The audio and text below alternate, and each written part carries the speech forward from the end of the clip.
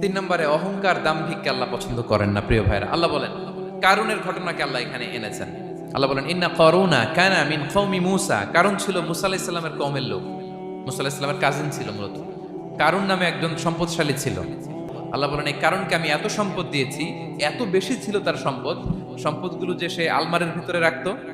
ওই আলমারির যে চাবি হইতো, এই চাবিগুলোরে ওজন করার জন্য, কাঁধে নেওয়ার জন্য 10 জন পেশি শক্তি পুরুষ লাগতো।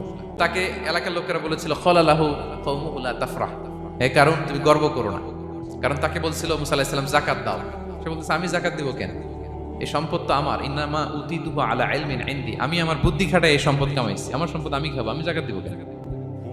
আল্লাহ বলেন ইন্নাল্লাহা লা ইউহিব্বুল ফারিহিন। কারণ তুমি অহংকার করলে আমি আল্লাহ অহংকারকে বরদাস্ত করি না, অহংকারীদেরকে আমি আল্লাহ পছন্দ করি না। কি হয়েছিল কারণের নসিবে?